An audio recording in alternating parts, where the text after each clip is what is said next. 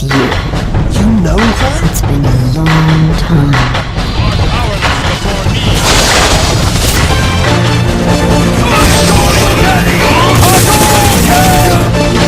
Hear his own lips flap, but I gotta hand it to the Inkster. This place is epic. Hello, and this is Horno606, and I am bringing you my continued first playthrough of Metroid Other M, a game which came out a year ago now, and I basically recorded a bunch of these videos when the game first came out, but I never got around to uploading them. Basically got these files sitting on my PC. I haven't edited them and I haven't rendered them yet, and I've basically just been playing other games, and I've also started doing other playthroughs as well, like Dynasty Wars and Gundam, which are in the same situation. I just got a bunch of videos sitting on my PC and I've yet to edit and render them. You know, basically it just takes a long time to get these done, and I've been playing a lot more Assassin's Creed, which you can probably tell, as there are a lot more videos on my YouTube channel. So I've been playing a lot of that, and a lot of other games as well, so I haven't really been spending much time rendering and uploading these videos. But I am going to try and upload as many as I can before I get bored again. But anyway,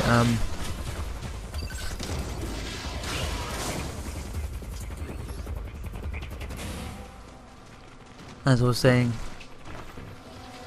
Metroid Other M is probably the latest Metroid game, and it's different from the Prime series. I would say there's a lot more action in this game compared to the Prime games, and the Prime games were a lot more slower paced, and there was a lot more of scanning your environments and stuff like that, whereas this game is a lot more action and a lot less scanning and a lot less reading of stuff, because you now have cutscenes and lots of dialogue, which some people liked, some people didn't. I, on the other hand, I do like it. I love the fact that Samus has more of a backstory. She now talks. Some people didn't like that. Some people felt that she was too emotional, too boring, but you know, I didn't mind that. I loved it. So looking back at this, I think that in this video, in this video, I think I do find 2 missile tanks. I think I find one in this room and one towards the end of the video. But as usual, looking back, I remember that once you clear the room, any items hidden in that room will be revealed. As you can see there is a missile tank. So you know, because I just cleared the room, that is now showing up on my radar. And as you can see, I can scan it, although scanning is a little different in this game. It's not like the Prime trilogy. Scanning here just gives you basically the name of whatever it is you're looking at, so missile tank or something, or some very basic information. Nowhere near as detailed or anything like the scanning in the Prime games. But if I had to pick, I'll probably pick the Prime game over this one, even though I enjoyed this one a lot. I did actually like all the scanning and stuff in the Prime games. But I love the fact that this game is full of action and has some pretty nice cutscenes in it as well. That door is not going to let me through for some reason, don't know why. Maybe it's something I can come back to later, can't quite remember. Haven't watched any of these videos in quite some time. So now we're in this room with a bunch of monitors all around me, and I don't think there's anything I can do at the moment in this room. I believe I can actually shoot that tube there. I don't know if I can do that now, but I do come back and I blast that tube anyway. So as I make my way down the stairs, I got a lot more of these videos to come, and obviously because this is basically still at the beginning of the game, and the game does play out differently, and This is one of those moments that are different from the Metroid Prime games. It's like you can't really do anything during these moments. It's usually you find something or a cutscene kicks in.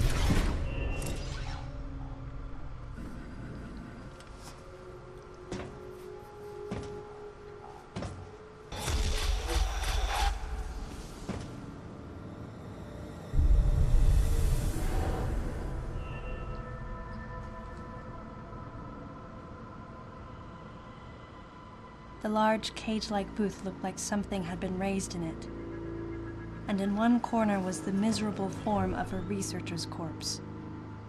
This victim hadn't sustained the same injuries. The dead I'd seen had been torn apart by something large. This one had been attacked by a different type of creature. And as I studied the violence this creature had wrought, I felt something in the air, the presence of a dark intelligence.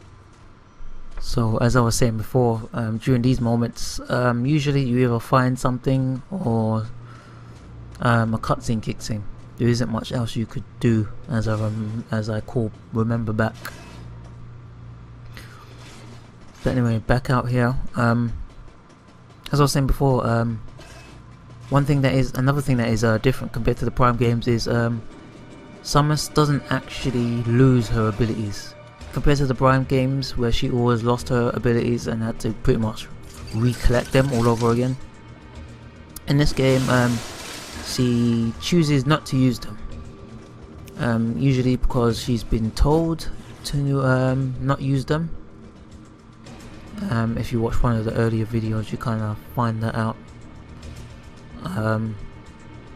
So she's kind of been told to only use certain weapons, and she sticks to that. And as the game goes on, she will begin to use, or she gets permission to use other weapons.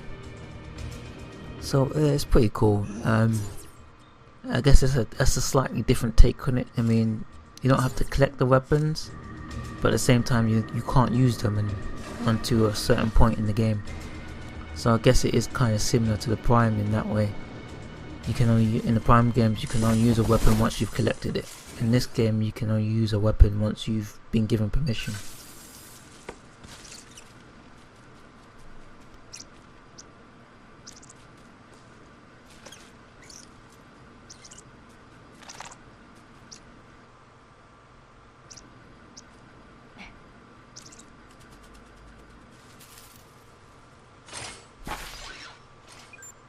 Samus, proceed through the hatch I just unlocked. Your next destination is a little further ahead.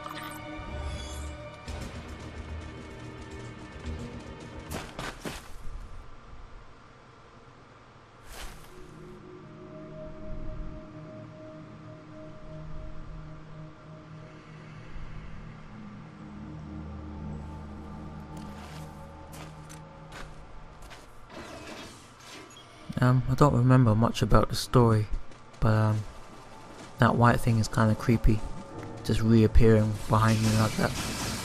I'm sure we'll see that thing again. As I said before, I don't remember much about the story, so it'll be interesting as I re-watch these videos how the story plays out. Which is the kind of the biggest thing I actually liked about this game, was the story.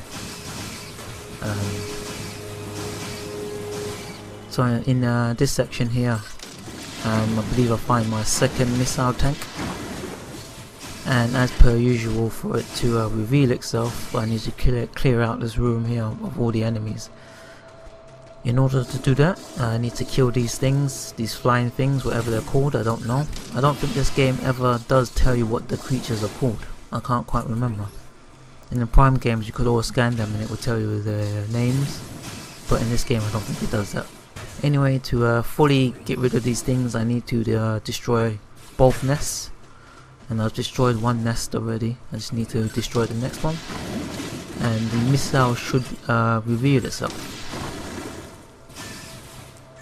Now when I first entered this room, up ahead there was a hologram. I walked into it. It's like an invisible wall, but I believe all I need to do here is activate the terminal, and the hologram should deactivate.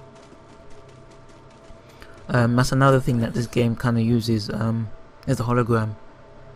Basically, parts of the environments are just holograms, or most of these environments are actually just holograms, and you are in fact in some giant facility.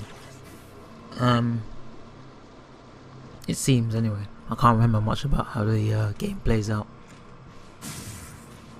but I think here there's the machine right there that I need to activate, but I think I go right past it. Probably because once the missile revealed itself, I actually was trying to figure out how to get to the missile, so it took me a while to work out that I actually needed to deactivate the hologram in order to reach the missile and also progress through the door.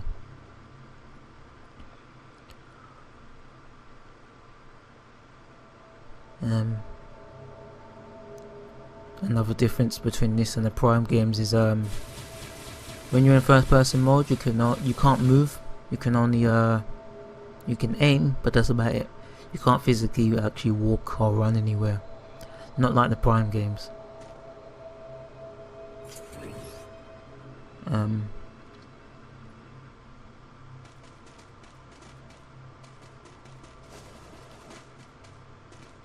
Eventually I do work out that, you know, I need to progress on and activate that terminal, which should allow me access to the missile tank. And one final look around, just in case I can actually climb up anywhere else, but I can't. And I think this is the end of this part, so I'll see you in the next video.